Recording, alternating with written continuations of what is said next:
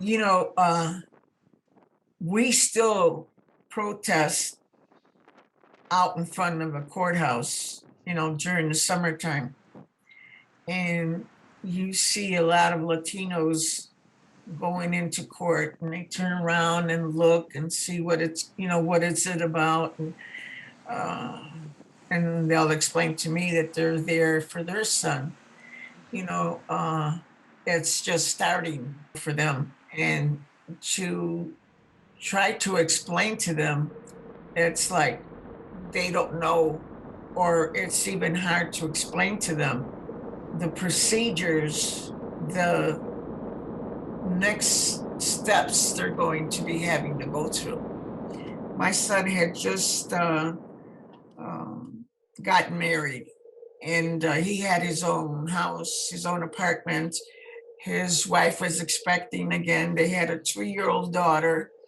And so what happened was the police came to my son's house, and they actually kidnapped him. They broke into their house. They didn't have no search warrants, nothing like that.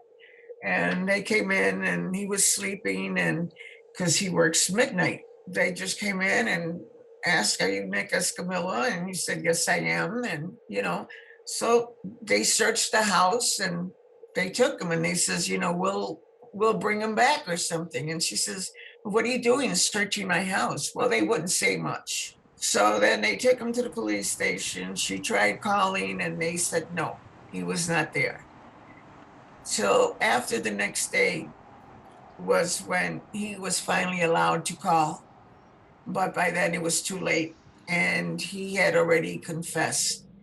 They beat him up, they threatened him, they tortured him in different ways, not with the electric thing or anything, but to threaten you that they were going to take away his, I think, 2-year-old daughter, put her in CFS, and to take his wife, who was pregnant at the time, let her have the kid in prison.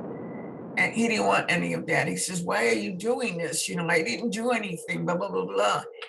And little did we know that these police officers had a uh, history of doing this. We started doing our own research, and we told our lawyer all these things. We send them faxes, letters, and so forth.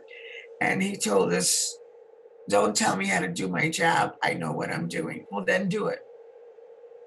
We asked our lawyer to investigate these police officers. He says that there was nothing, there was no complaints about them or anything like this.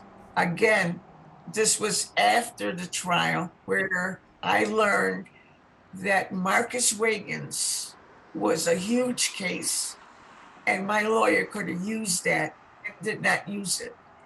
There are 92 cases that are involved with the same police officers that my son is involved with. Their names are Kenneth Boudreaux, John Halloran, and James O'Brien.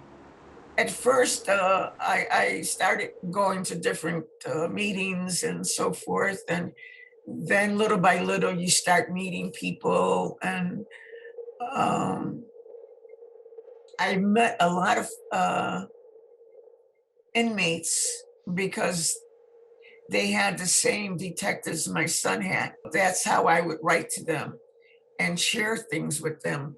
And this is how you start noticing this is a pattern.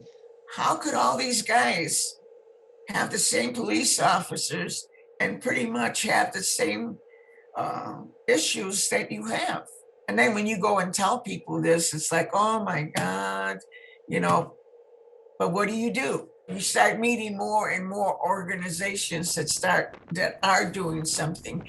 When we first started out, we were even at the courthouse on Mother's Day.